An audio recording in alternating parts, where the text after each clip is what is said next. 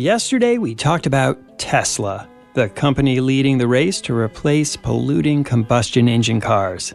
Today, an even more radical idea. What if we remove cars from our day-to-day lives altogether? And not just to be green, but to be free of the hassle and cost of a car-centric existence. Bloomberg's Ira Boudway writes about one place that's trying to do just that.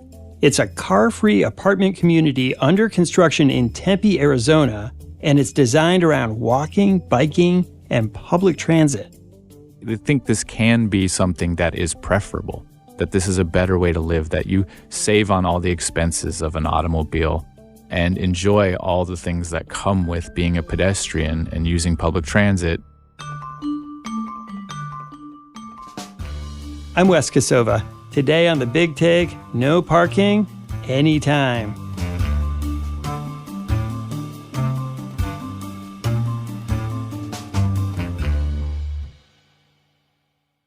Hey, Ira. How's it going?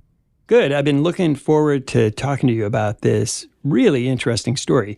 Why did you write it?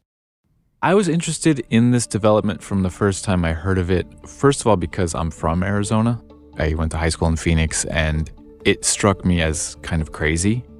As a place to begin a project of car-free living, Phoenix seemed like maybe exactly the wrong place, and that made it interesting. And I think maybe it was partly what they were trying to prove, that you could do it anywhere. And also, selfishly, I love reporting trips to Arizona because that is where my parents still are, so I get to go visit them while I'm working. You said that it seemed like a strange place to put it in the middle of Arizona. Why is that? Why is Arizona such a strange place? It's nice and sunny, warm. You think you could walk easily? Basically, like a lot of American cities in the Sun Belt, it is built for drivers. The public transit system is kind of a last resort. It's largely for people who can't afford a car. 9 out of 10 households have a car.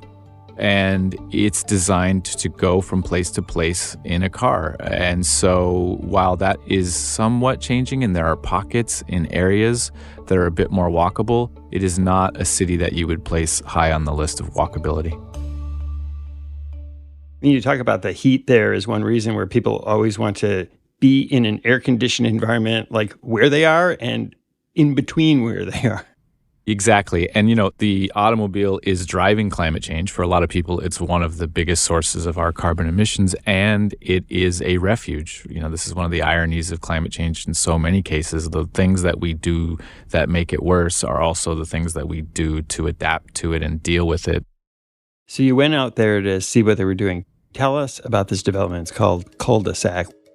Yes, it's Culdesac, Tempe. So Tempe is a suburb of Phoenix. It's where Arizona State University is.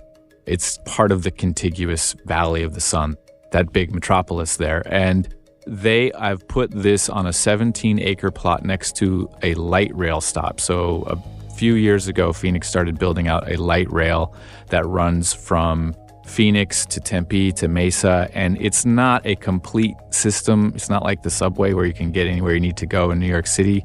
It's kind of just a spine. It's a useful way to get to major locations, the airport, downtown, and so forth. They picked this spot right on the light rail in Tempe that was underdeveloped. It was mostly a dirt lot. And they thought, we'll put here a community for people who will not have parking spots. If you are a resident there, you don't get a parking spot and you have to promise not to park in the neighborhood. And instead, they want to help you use the light rail, ride your bike, ride hail, do all the other alternative ways of getting around. And they think that this can be a better way to live, even in Phoenix. And who are the people behind it? So this was founded by Ryan Johnson and Jeff Behrens. They were roommates at the University of Arizona. They both grew up in the Phoenix area. Ryan Johnson was on the founding team at Open Door, which is the house flipping company that buys houses in mass and thinks that they can figure out the price using data so that they can make an offer just below market value and sell it just above or make a margin that way. He was working there, and one of the things he noticed while working there, as he puts it, was that people really valued walkability in their neighborhood because they're constantly looking at the data about what people want in a home and in a neighborhood. And he saw that people didn't outright say, I want walkability. They didn't use those terms, but they said, I want a cute neighborhood. And what cute meant was where I could walk to a coffee shop, where I could walk to a grocer, where I could walk to a park. And so what they were really describing was walkability, and that this was something that when you looked at how often people said they wanted it and how often it was available, there was a huge mismatch. And so they decided that they were going to try to build from scratch walkable neighborhoods, and they were going to start with Tempe. They had to go to the city of Tempe and convince them to let them build without parking, because in Tempe, as in many U.S. cities, there are parking minimums that demand if you're going to be putting bedrooms in, you need to put parking spaces so that people aren't parking on the nearby streets. It's interesting because we started out talking about how cars are big drivers of climate change, which we know, but it seems like the idea behind this development wasn't kind of save the planet so much as it was giving people the lifestyle they wanted, which just happens to coincide with reducing emissions. The way they talk about it is mission driven. When they were selling it to the city, they did say this is a way to help people reduce their carbon emissions, but they don't want this to be just for people who have a kind of missionary zeal or who are really interested in cutting out the carbon emissions in their lives. They think this can be something that is preferable, that this is a better way to live, that you save on all the expenses of an automobile and enjoy all the things that come with being a pedestrian and using public transit, and that you get a bunch of things in the housing itself the way that they've designed it that you would not be able to get if you're dedicating all this space to parking garages. And who are the people who want to move in? How many are there so far? When I was out there in late May, they had 16 units open. So this was sort of their soft opening. They're going to have about 100 more coming by the end of this year. And so it was really the early movers that were there. I spoke to a couple who'd already moved in and a guy who's moving in the fall. The founder, Ryan Johnson, co-founder, is also one of the people living there. They're all in a single building that's open that's going to have a grocery store just beneath it. So some of the buildings are mixed use. Some are pure residential. One of them was a woman, Vanessa Fox, who was living in Phoenix and wanted to maybe move to San Francisco or New York City because she wanted to live without a car. She didn't like driving. And the pandemic came. She started working full-time remote, and she heard about this development, and she said, I can live that lifestyle that I'm looking for without leaving Phoenix. And so she's moved in there. Another woman came all the way from Pennsylvania. Sarah Hoy, she heard about the concept at an event, an online event where talking about social entrepreneurship. Somebody from Culdesac was on it, and she was just sold on this idea because she had lived elsewhere, Sweden, Korea, Moldova with the Peace Corps, and lived without a car. And she really liked that. She liked the serendipity of it. She liked the lifestyle. And so she thought, I can get that back. And she's another person working remotely full time. So she said, why not? I'll go out there. The weather's nice. And then, turned out she got there at a time when the weather was not so nice. But she is so far happy with what she's found. Broadly speaking, it's mostly sort of pre and post family that is probably going to be, sort of school-age kids would be tough, or even toddlers necessarily in this kind of arrangement, especially in Phoenix. So there aren't a ton of 3 bedrooms floor plans in their setup, and it's working professionals who maybe have yet to start a family, and then maybe people like this retiree Bob Schiffer that I spoke with, who is empty nest and looking for a place to spend the sunset. And are they looking to create like a very diverse community? Tempe is really interesting. Tempe has the university, the Arizona State University, as sort of its core driver of its economy in downtown Tempe. And this is not too far from that. It's on the outskirts. So I suspect you will get grad students and maybe even professors. They, I think, want all comers. They have to, of course, take all applicants. It's part of fair housing, but they are looking for a diversity of people. And I think there's no reason to think they won't be able to do that. Right around there are neighborhoods that are pretty well-established old neighborhoods with a real mix of Latino and white populations. And then the immediate environment has kind of been run down and was starting to enter blight, which is partly why Tempe was willing to try this experimental thing on that site. So can you describe what this community looks like? Because it really does make a difference when you don't have to have cars and parking and driveways, all these sorts of things in the way they were able to put it together and arrange the buildings. There was a plan before Culdesac got there to do a very traditional 3 towers with parking garages attached to them on this same lot. That's partly how they were able to get this project going, is somebody had already identified this lot for development and even gotten approved for development. And they took the land from them because they decided they didn't want to do that after all. And so they took that plan and switched it out and made their own. And when you take away the parking garages, you're basically able to get in the same number of bedrooms. They're thinking maybe 1,000 people will live there when this is all done. But instead of space for parking, you have a lot more green space. And they have set these up as 3-story walk-ups that are not necessarily arranged totally symmetrically. They have these odd angles that create these nooks and crannies that help provide shade. And every pod of sort of 8, 6, 7, 8, 9 buildings is around an interior courtyard that will be shared among residents, and that those will be sort of gated access.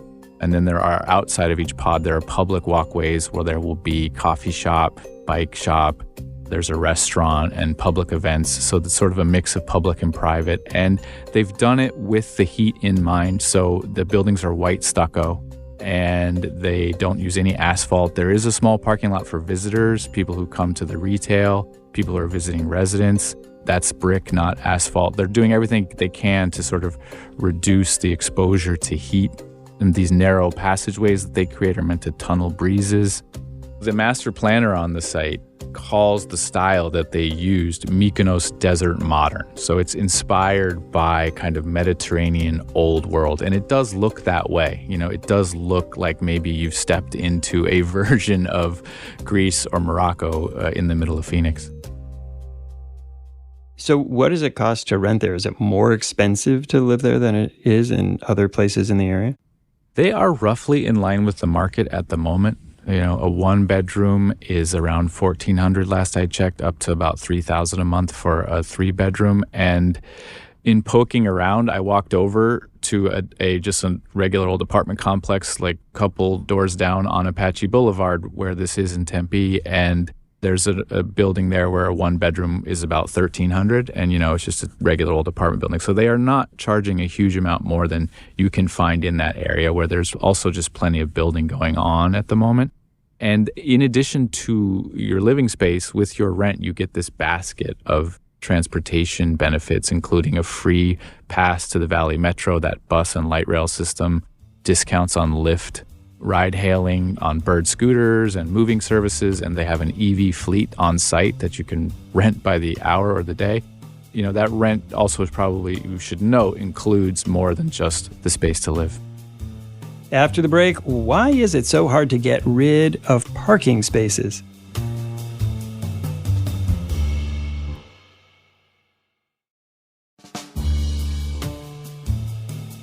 Ira, you mentioned earlier that cities are so built around car culture that it was kind of novel, just the concept of building an entire apartment community that didn't focus around cars. In Tempe, as in many cities, there are these things called parking minimums, and these are a really big bugaboo among urbanists now because they think they perpetuate car dominance in cities. By forcing developers to include parking, you make it so that you perpetuate the fact that cars will be the mode of transit for everybody and don't allow for more sustainable modes of development to get built. So they had to go to the city and say, we would like you to zero out the parking minimums for this development. And we believe that we can make it work through the way that we design it, through its location, and through the other transit benefits that we're going to offer residents there. And the city agreed to it.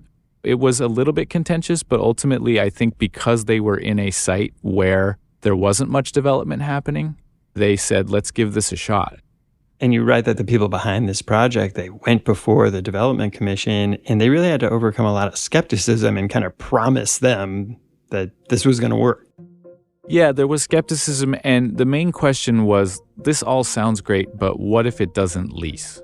What are you going to do if you can't find enough people who want to live this way or who will pay market rate for these apartments? And their answer was essentially, look, we're going to do this in phases. And so if we figure out after phase 1 or phase 2 that it's just not working, then we can switch it up. We'll come back to you and we will say, hey, theoretically, they could throw a parking garage in the last few acres if they need to, or make a different plan. And that was enough to get over those concerns. And, that is still an open question. They are still in the early parts of this. A lot of the development remains a dirt lot. If it doesn't work, then you could see this become 5-10 years from now, just another apartment complex in Tempe. But when it got that approval, it got a lot of attention right away, especially among urban planners and academics, that this was a really big deal. Yeah, because they became the poster child for this movement to abolish parking minimums, which is growing. And there are cities that have just said, we're not going to make this a must. We're going to take every development as a one-off and decide what's rational and look at how they plan to deal with transportation needs. And you have seen even in the Phoenix area what they call transit-oriented development, where it's like we're near the light rail, we'll go lower than the established amount of parking that you typically need for this many bedrooms. And sometimes those work and sometimes they really don't. Sometimes people put it in a restaurant and they say, we're near the light rail, we don't need our own parking lot, people are going to come to us on public transit. And then you find out 3 months later when the restaurant opens that the people are parking all over the surrounding neighborhoods and the neighbors are really upset, and you wind up going and buying and putting in a surface lot. So parking is just this really contentious part of all development right now. But this got a lot of attention because it was the first time that Tempe said, we'll go to zero. We're not going to have a parking minimum for this development. And I think that kind of absolutist approach and the fact that they were first made them really notable.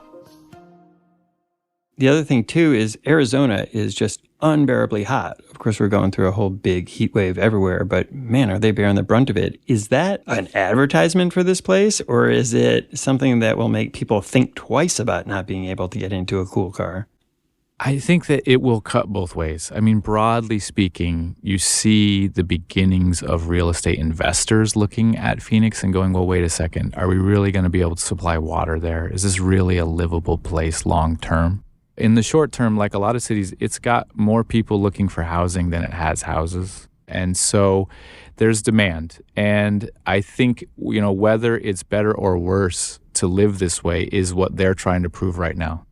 I think their idea is that, look, you can do 1,000, and if this one works, maybe 10,000 at a time of people like this, and it's sort of an incremental change. And this is also a way to create a different kind of housing that we think is highly desirable, that people want to live this walkable lifestyle, and they just need someone to help them do it. You mentioned that other cities started really looking at this. What other places are considering similar sorts of things?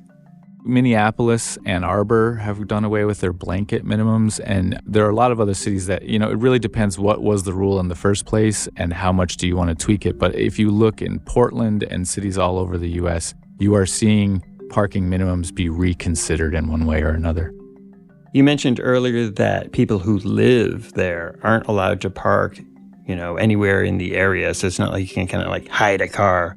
But they actually have to do more than that to meet the requirements. Is that right? They have to promise that they will disclose any car that they own or control or purchase while they're there, because they want to know what the license plate and the make of that car so that they can keep track of anybody who is parking on the neighboring streets and kind of trying to break the rules. They promise to help monitor the area around the site for that. I think mostly it will be self-policing because they are selling this so much to people who want to try this car-free lifestyle that it would be weird to move there if you were intending to park. Whether there's slippage over time would be interesting. It was one of the people I spoke with, Bob Chauffeur, the retiree who's going to be moving in October. He has a truck with a camper on the back.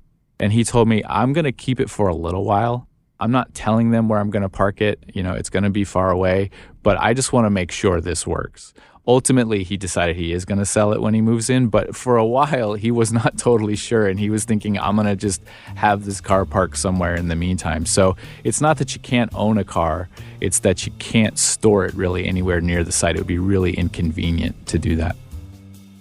When we come back, Tempe's the first to do this, but the big question is, will other cities follow?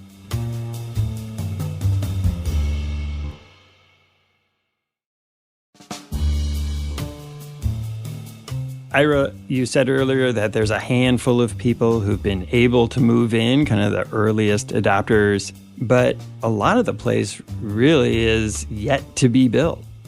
Yeah, I mean, their original schedule was to start moving people in 2021, basically, and the pandemic and the supply chain disruptions and everything that came with that have set them back. So they've just had their first move-ins.